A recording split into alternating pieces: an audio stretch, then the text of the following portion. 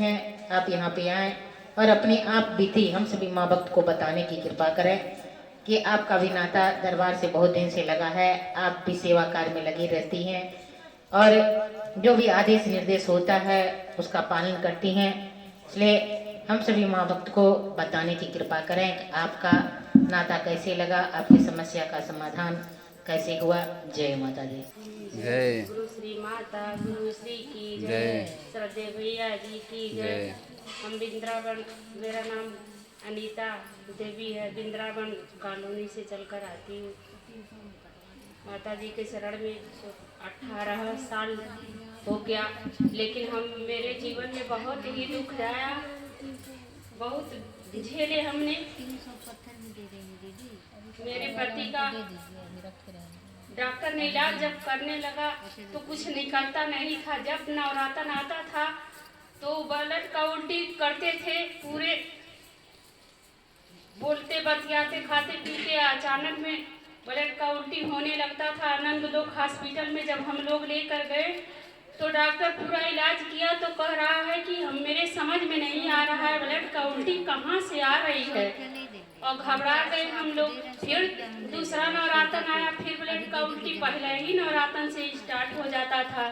तो हम माँ के चरण में लगे, सोखा ओझा तांत्रिक मांत्रिक को हम कुछ समझते नहीं थे, क्योंकि हम सब कुछ करके थक गए थे। हमारे ससुर सोना चांदी अलीनगर जिंगरी लाल की ही रहते थे, वहाँ से ले आकर के जितना सोखा बताया सब देते थे। चांदी लगेगा, सोना लगेगा, ये चीज़ लगेगा, आपका परिवार बहुत सही से रहने लगेंगे। लेकिन हमारे ससुर दिए सब कुछ, लेकिन हम लोग को सुख चैन कभी नहीं आया। फिर जब तीसरा नवरात्र आया, फिर ब्लड का उल्टी करने लगे तो हम दुल्हन थे, घर से निकलते नहीं थे। तो अनंत लोग हॉस्पिटल से भगत ने बताया तो हम लोग, मेरे भाई की बीमारी से माँ का चरण मिला तो हम लोग आते थे जाते थे। लेकिन जब ब्लड का उल्टी करने लगते थे तो तीसरा नवरात्र हुआ, फिर हम आए दरबार में, हम रोते थे, कहे हे माँ हम कितना अभागिन कितना पापिन हैं कि कभी बच्चे से परेशान, कभी अपने से परेशान, कभी परिवार से परेशान। परिवार भी में कलेश रहता था। हम आते थे कुछ कहते नहीं थे, माँ सब जानती थी, पूछती थी ये बच्ची ठीक हो।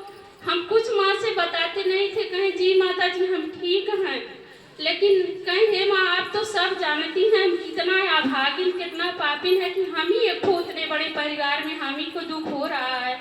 उसके बाद में एक भक्ति ना बताने लगी कि आप आती हैं तो कितना रोती हैं, अब क्या समस्या है। हम कहें माँ सब जानती हैं।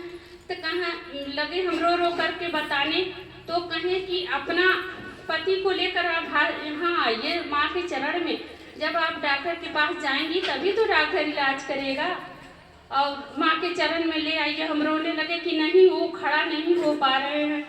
कहें कि आप रिक्शा से या टेम्पो से पीछे ऑटो से ले आकर के दरबार में आइए।